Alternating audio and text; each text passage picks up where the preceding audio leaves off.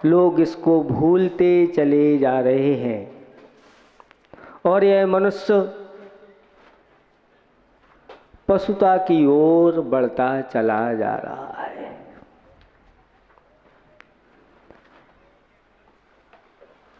ग्रस्त रूपी जो गाड़ी होती है उसके दो पहिए होते हैं। गाड़ी है और दो पहिए हैं, और दो पहिए अगर समान नहीं है, एक पहिया बड़ा है एक छोटा है, तो गाड़ी का क्या होगा? एक पहिया अच्छा सुदृढ़ है और एक पहिया बहुत कमजोर है, तो गाड़ी का क्या होगा? आप समझ सकते हैं। मतलब ये है कि गाड़ी के लिए दोनों पहिए समान चाहिए, दोनों पहिए मजबूत चाहिए, तब जाकर के वह गाड़ी अपनी मंजिल तक पहुंचती है। अगर ऐसी गाड़ी नहीं है तो वह गाड़ी कहीं भी जाकर के धराशायी हो सकती है। ऐसे ही इस ग्रस्त रूपी गाड़ी के दो पहिए हैं। एक पहिया तो इस तरफ है और एक पहिया इस तरफ है। समझ गए होंगे आप लोग। एक तरफ स्त्री है और एक तरफ पुरुष है, और स्त्री पुरुष अगर दोनों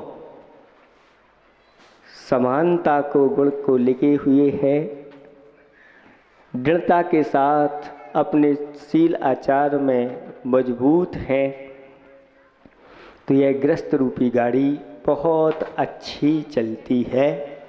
और ऐसे ही ग्रस्त जीवन में विशेष संतान की प्राप्ति होती है। जैसे आज गर्भ में कल रात में आपने देखा होगा 16 स्वप्न आए और माता के गर्भ में एक ऐसा जीव आया जो सामान्य नहीं है, वह 3 लोक का नाथ बन करके आया है। ऐसी भावना क्या भाई होगी उसने, आप विचार कर सकते हैं। ऐसा कौन सा पुण्य का संचय किया होगा, क्या किया होगा? ऐसी संतान जिनके यहाँ आई, सबके यहाँ क्यों नहीं आती? विचार आप लोगों ने किया? नहीं, ये विचार होता ही नहीं। लेकिन जब विचार करते हैं तो फिर ऐसी अद्वितीय संतान की प्राप्ति होती है, जैसी अद्वितीय संतान की प्राप्ति माँ श्रीमती और पिता मल्लप्पा के लिए प्राप्त हुई। एक भजन सुन रहे थे लोगों के मुख से कि तूने आंगन नहीं बुहारा, तूने मन से नहीं पुकारा, तूने आंगन नहीं बुहारा, तूने मन से नहीं पुकारा, कैसे आएंगे भगवान, कैसे आएंगे भगवान? भगवान कैसे आएंगे? सबसे पहले अपने आंगन को बुहारो। कौन सा आंगन है? बाहर वाला नहीं, भीतर बैठा हुआ जो आंगन है उसको बुहारना बहुत ज़रूरी है। अगर नहीं बुहारते हैं तो समझ लेना भगवान आने वाले नहीं हैं, आप कितना ही कुछ कर लो। आज साक्षात भगवान तो नहीं आते, लेकिन हम तो ये समझते हैं इस काली काल में अगर किसी माँ का एक लड़का ऐसे रत्नत्रय को धारण करने वाला हो जाता है तो आज कली काल में यही भगवान हैं, ऐसा हमारे आचार्य भगवंतों ने कहा है। ऐसी भावना भाना चाहिए, लेकिन हम ऐसी भावना नहीं भाते। सावधानियाँ जो रखना चाहिए गर्भ की, वो सावधानियाँ नहीं रखते। इसके कारण से ऐसी स्थिति होती है कि हमारे लिए वैसी संतान की प्राप्ति नहीं होती। बहुत सावधानी की आवश्यकता है। इसका ज्ञान जिसको होता है वही इस प्रकार की उन्नत संतान को प्राप्त कर पाता है। नहीं तो कैसे कैसे गुण कैसे आ जाते हैं।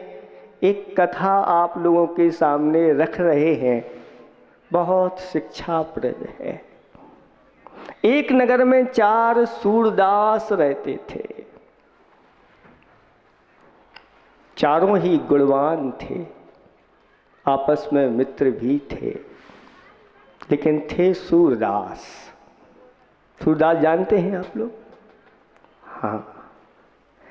नगर में उनकी विशेष कोई पूछताछ नहीं हो पाती। कहते हैं गांव का जोगी जोगिया आन गांव का सिद्ध हो जाता है। विचार किया चारों ने कि यहाँ अपना कुछ अच्छी तरह से गुजर बसेरा नहीं हो पा रहा है, अपन को नगर छोड़ करके दूसरे राज्य में जाना चाहिए। निकल जाते हैं चारों के चारों और एक राज्य में पहुंचते हैं। राज दरबार में पेश हो जाते हैं। राजा को जाकर के प्रणाम करते हैं और राजा उनसे पूछता है, आप लोगों के पास कौन कौन से गुण हैं?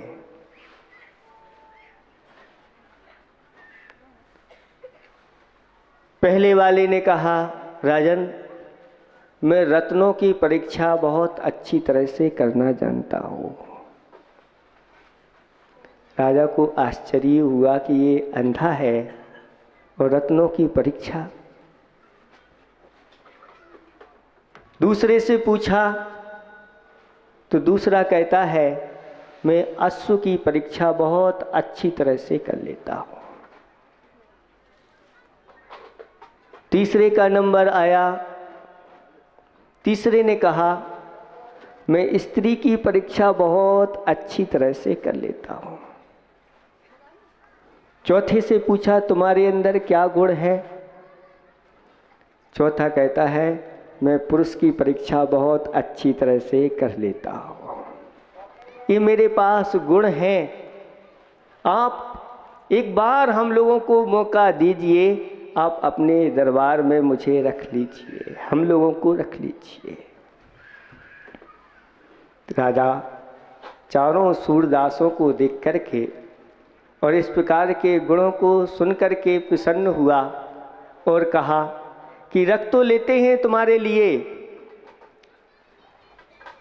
इन लोगों के लिए अब इनके खर्च पाने के लिए ऐसा करना, 1 सेर आटा, 1 छटाक दाल, 1 तोला घी और 1 तोला नमक, इनकी व्यवस्था अच्छी तरह से कर दी जाए, इनको रख लिया जाए।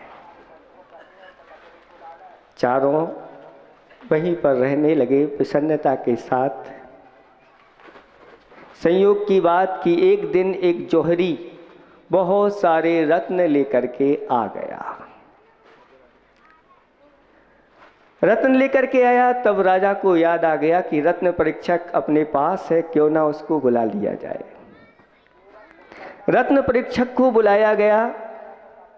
उसने उन रत्नों का स्पर्श किया, हाथ में लिया और उनमें से जो असली रत्न थे निकाल करके अलग रख दिए गए। राजा से कहा कि ये रत्न असली हैं, बाकी ये सब खोटे हैं। राजा ने कहा कि ये रत्न असली क्यों हैं और ये नकली क्यों हैं? तो उसने कहा, राजन परीक्षा करके देख लो, इन पर हथौड़ा पटक करके देख लो, अगर ये फूट गए तो नकली, अगर फूटे नहीं तो असली।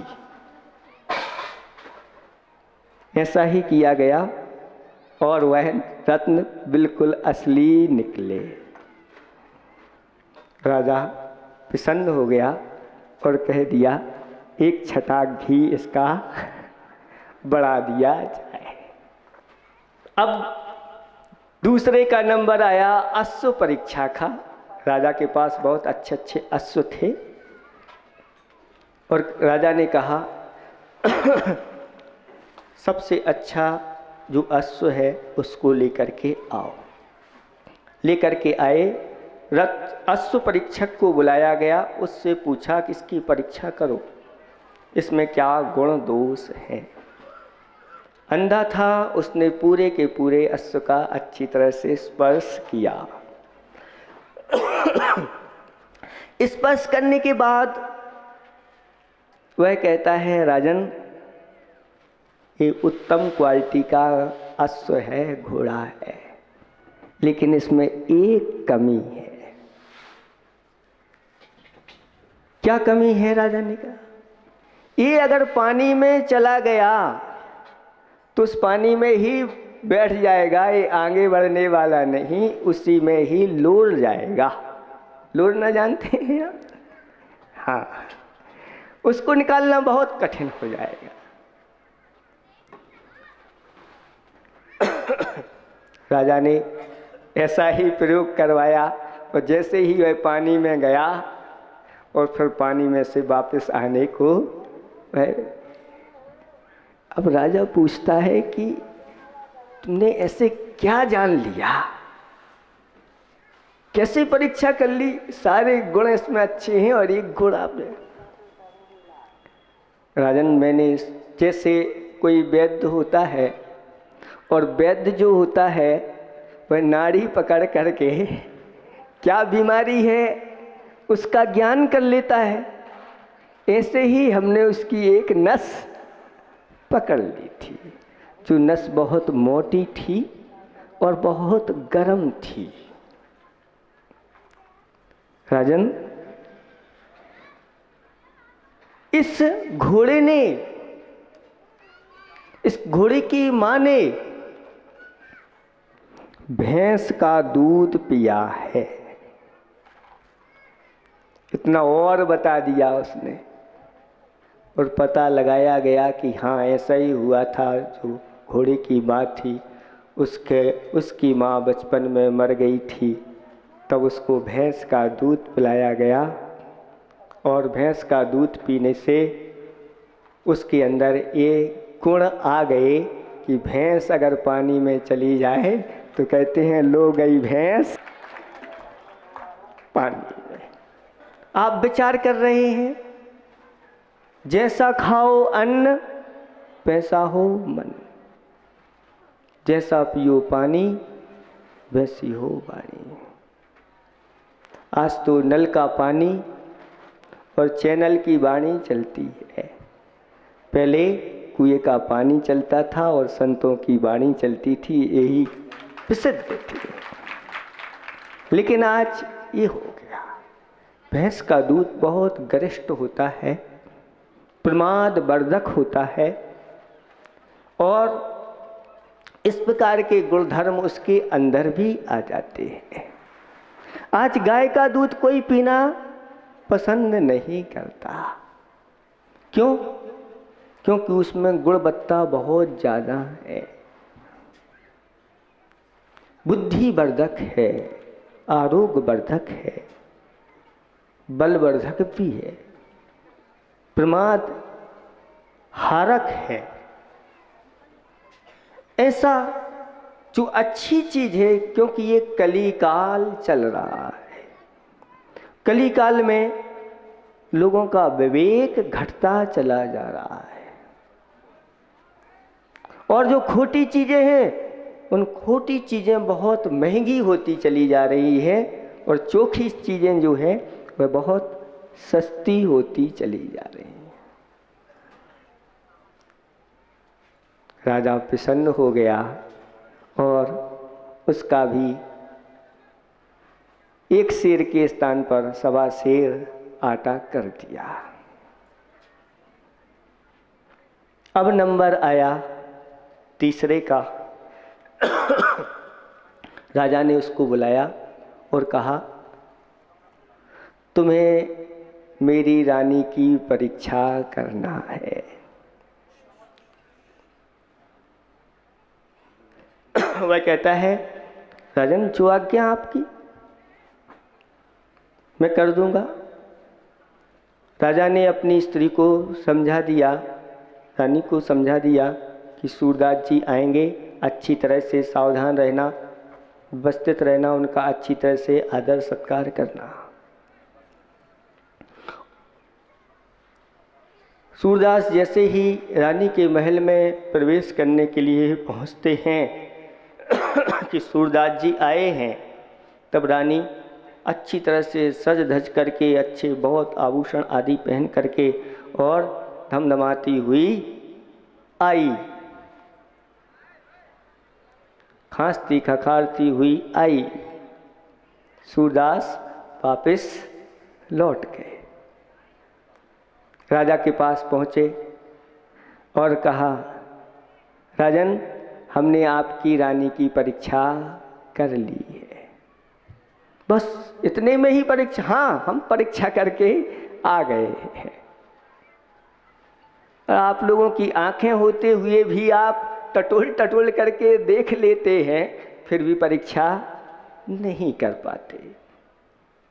लेकिन वह करके आ गया और कहा, राजन आप बुरा ना माने तो मैं कुछ कहना चाहता हूँ कि आपकी जो रानी है वह किसी ओछे घर की हैं, बहुत छोटे घर की हैं। छोटे घर की अगर नहीं है तो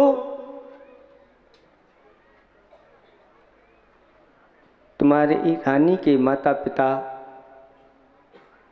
उनके संस्कार अच्छे नहीं दिखते हैं। राजा ने जाकर के रानी से पूछा कि सच सच बताओ, तुम कौन हो, किस घर की हो? मैं कुछ नहीं कहूँगा, तुम्हारी उसमें कोई गलती नहीं, मैं पूछना चाहता हूँ, अच्छी तरह से बताओ, घबराने की कोई बात नहीं। रानी कहती है, क्षमा करें महाराज, मैं एक बांदी की पुत्री हूँ। जब आपका विवाह हो रहा था उस समय राजकुमारी का अचानक मरण हो गया।